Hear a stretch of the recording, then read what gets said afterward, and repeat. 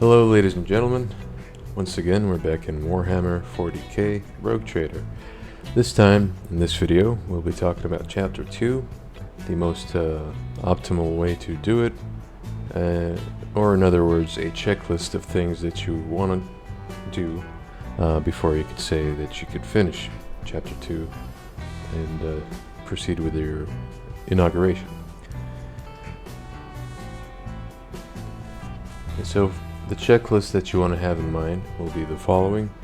You want to have all the colonies unlocked, and you want to try to finish all their projects up to rank 3. You want to recruit all your companions,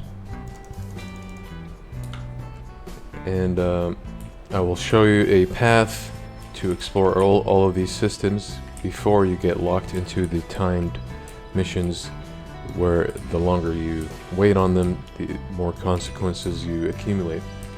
And then lastly, how to invest your extractims wisely and not waste them, because they are kind of limited, especially this early in the game.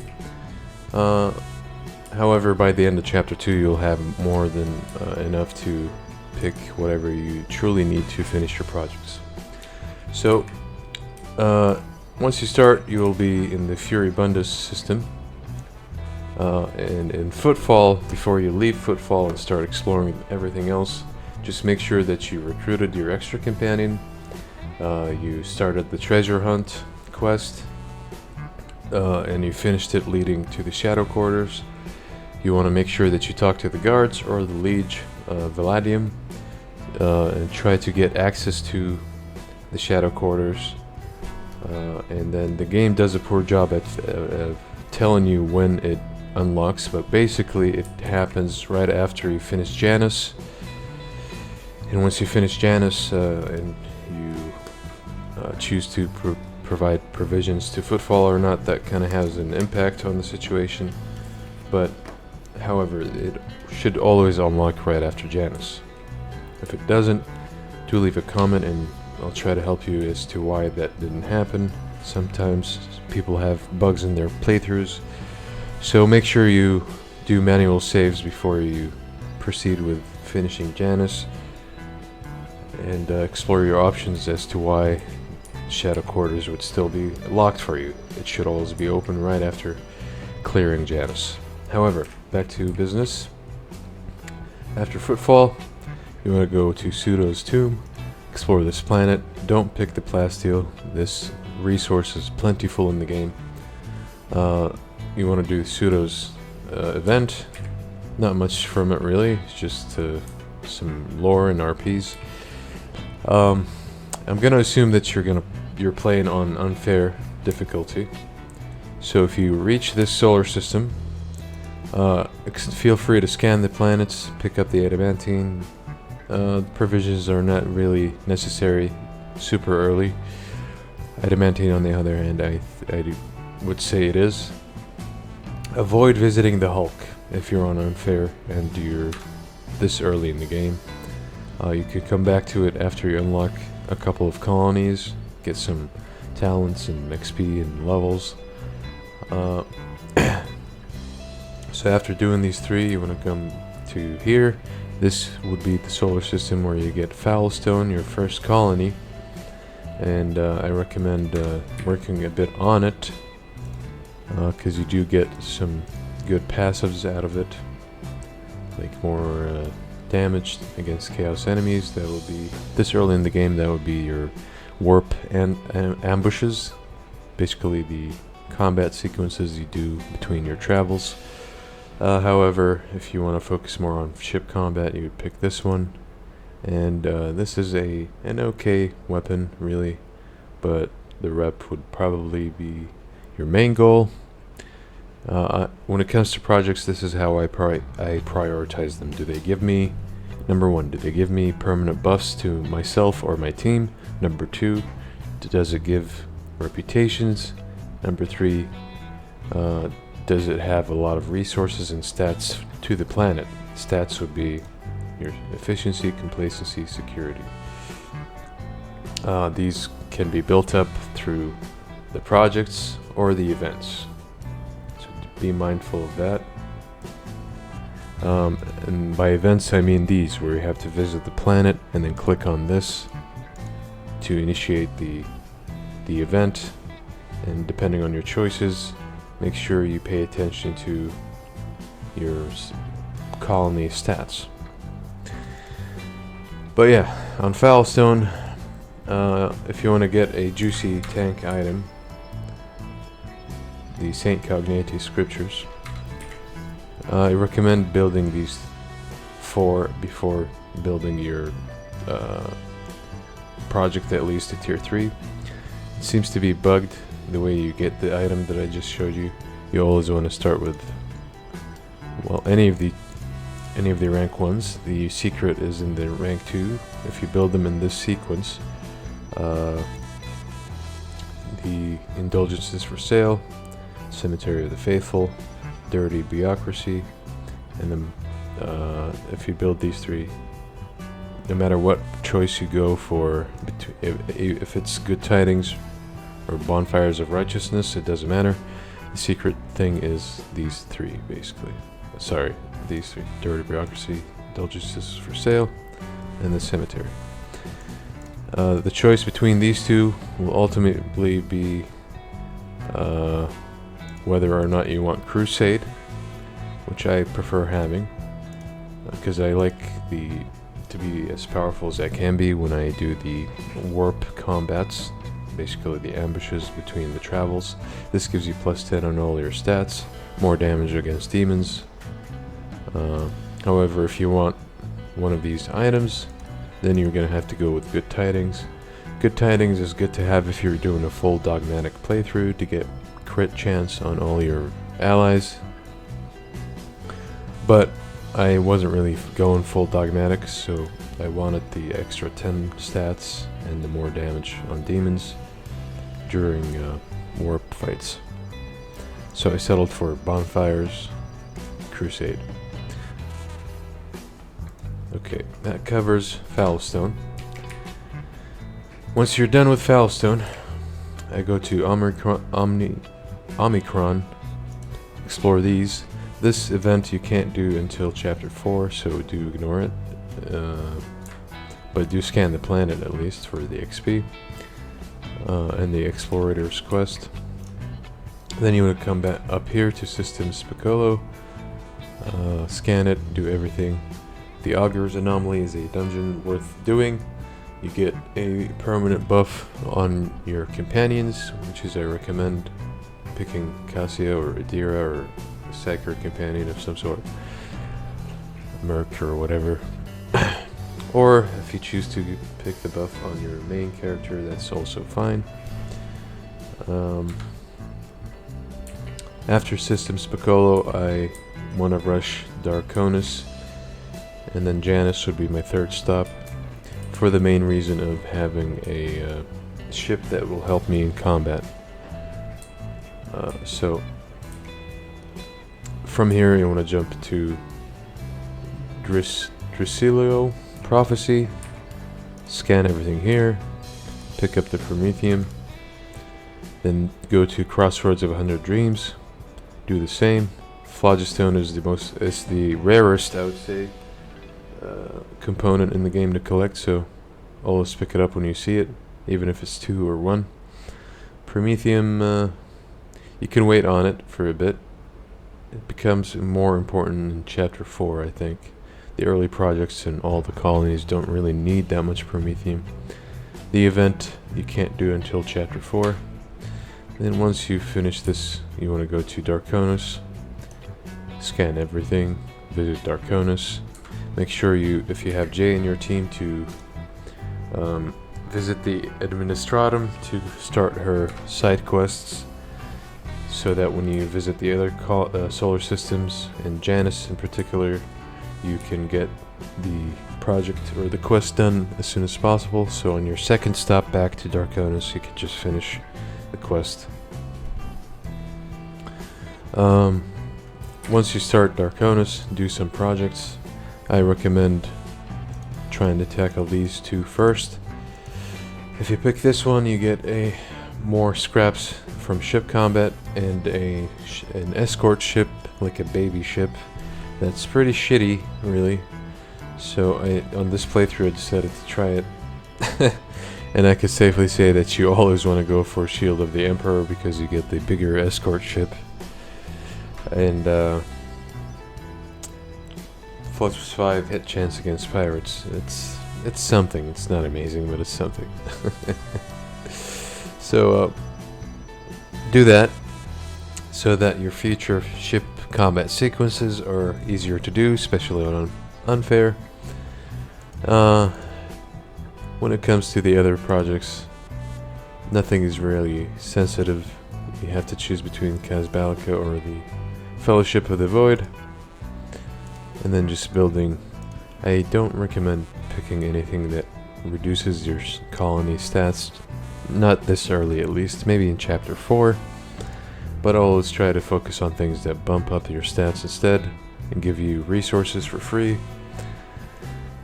Tier 3, having extra bombs for free every now and then is nice. This item is also worth picking up for maybe officers or someone you always use heroic acts on. It will heal you back to full and give you 2 action points. However, I prefer to have a permanent +5 melee damage and 20% more damage on attacks of opportunity. I feel like this is the go-to. The only issue is if you want to get this, you have to settle for the baby ship, which sucks. And if you want to get the other 2, you get the big ship. So that's the only choice you have to settle for, or choose between, really. So it's up to you. If your build, right now this playthrough I'm playing an Officer Vanguard, and I give a lot of attacks of opportunity to my melee units, so this works perfect for this playthrough. So after Dargonus, you could link a path between Dargonus and Janus, make it safe, use all the points to make it green, travel down here.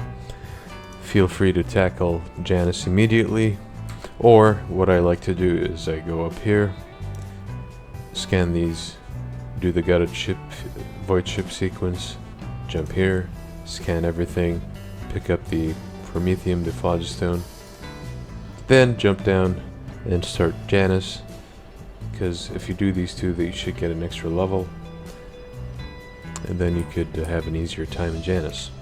Once in Janus, and once you unlock Janus, you will get access to the trauma kits, finally. That will make everything, all the combat after, much easier to tackle, especially on unfair. You don't really have ways to treat traumas until you get access to this project. That is the only critical thing to do on Janus. If you don't want the medkits, you will get 5% more damage to Xenos, which by the end of chapter 2, it'll all be about Xenos, especially chapter 3. The entirety of it is against Xenos, but having medkits that remove traumas is essential in my opinion.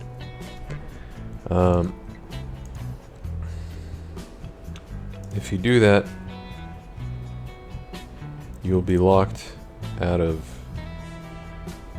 the Xeno defense, which gives you this item. For some characters this might be worth picking up, like Pyromancers or something, but I settled for Scorcher, which gives you an action point immediately, and then you can also attack again, but the penalty is you get this staggered effect. So if you don't finish the combat in round 1 or 2, you might regret doing or using this item. However, it's nice to have because it replenishes every planetary cycle along with your medkit.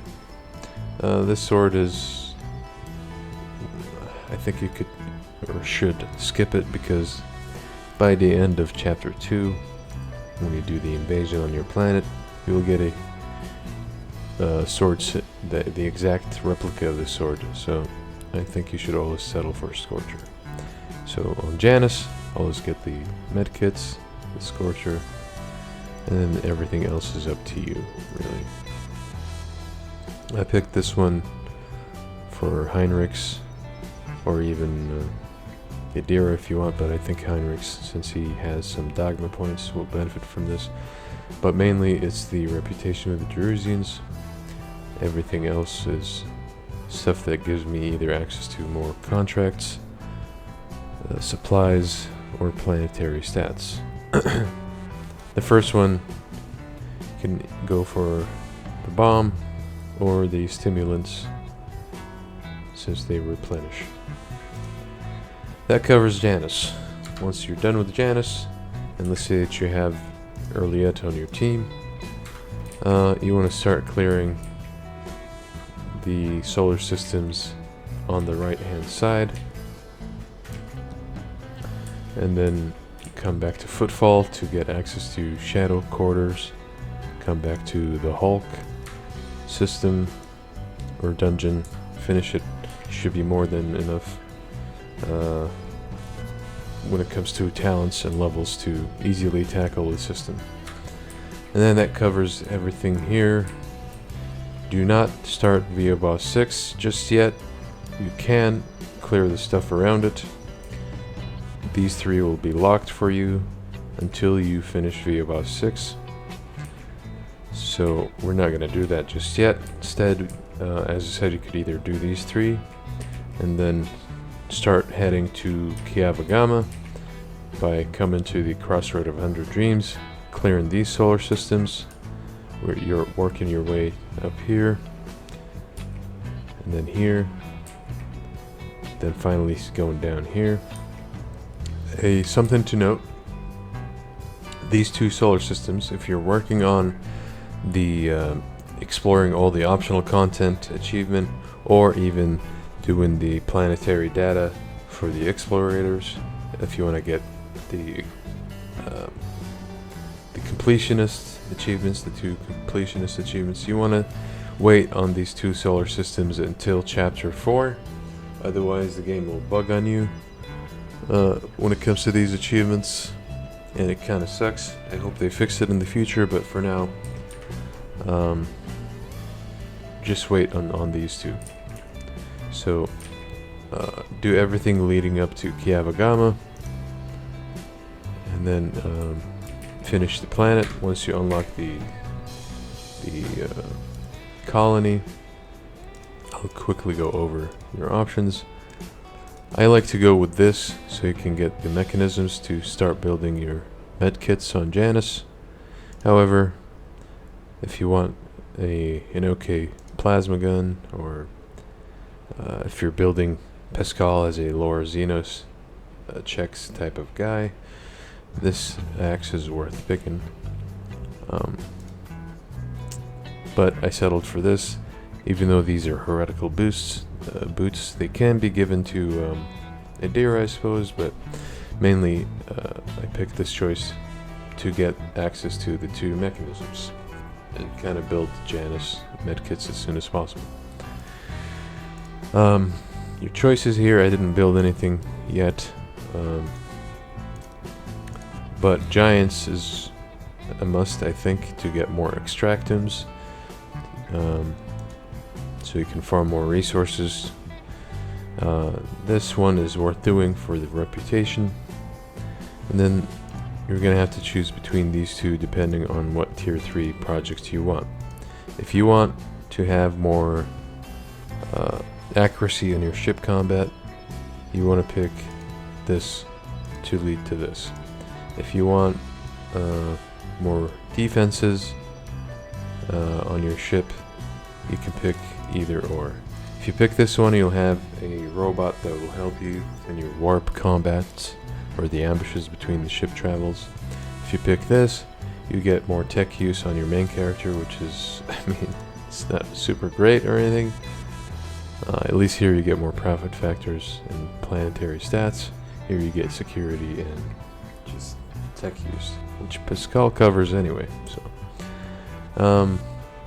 I like having this, because this is one of the stronger weapons on your ship that you can get super early. In order to get that, you want to go for the robots that help you in ship combat.